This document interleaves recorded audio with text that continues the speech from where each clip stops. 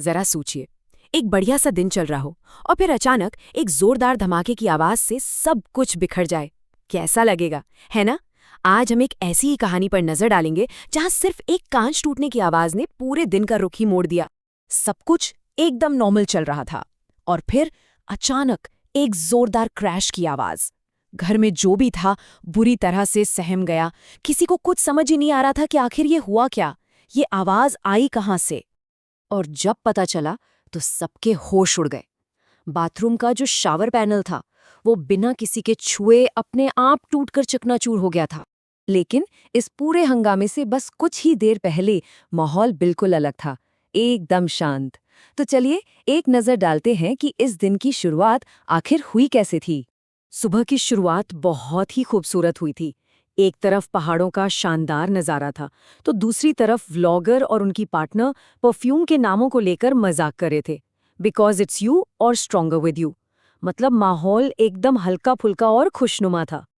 और अब हम वापस आते हैं उस पल पर जब एक दरवाजे को बस जरा सा खिसकाना एक बड़े हादसे में बदल गया। वो कांच सिर्फ टूटा नहीं था, बल्कि व्लॉगर के शब्दों में कहें तो वो एक तरह से कांच की बारिश थी। वो पूरा का पूरा पैनल टूटकर सीधे उनके दोस्त साहिल के ऊपर आ गिरा। किस्मत बहुत अच्छी थी कि उनके सिर पर कोई गंभीर चोट नहीं लगी। और हादसे के बाद का जो मंजर था वो सच में डराने वाला था। एक तरफ नवीन का पैर बुरी तरह कट गया था और खून बह रहा था। पूरे बाथरूम के फर्श पर, मतलब हर जगह, कांच ही कांच बिखरा पड़ा था। और सोचिए, सबसे डरावनी बात तो ये थी कि साहिल बस कुछ ही पल पहले ठीक उसी जगह खड़े थे जहां ये सारा कांच गिरा। मतलब बाल बाल बचे। लेकिन कहानी में असली डर तो तब शुरू हुआ जब ये एहसास हुआ कि ये खतरा शायद सिर्फ एक बाथरूम तक ही नहीं है।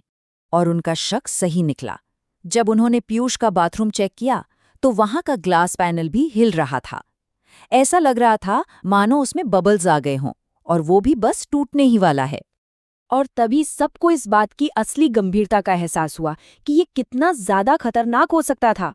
जरा सोचकर देखिए, अगर उस वक्त कोई नहा रहा होता तो वो तो उन नुकीले कांच के टुकड़ों के बीच फंस जाता, बाहर निकलना तक मुश्किल हो जाता। बस इसी एक घटना ने उनके पूरे दिन का प्लान चौपट कर दिया। जहां सुबह घूमने फिरने और मजे करने की प्लानिंग थी, वहां अब अस्पताल के चक्कर और एक अजीब सी टेंशन ने जगह ले ली थी।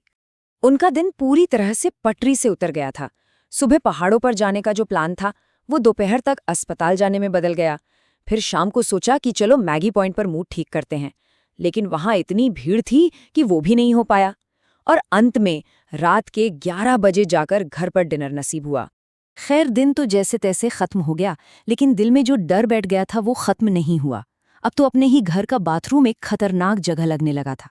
दिन भर उन्होंने खुद को बिजी रखने की बहुत कोशिश की, लेकिन रात होते होते दिमाग घूम फिर कर सुबह हुए उस हादसे पर ही आ रहा था।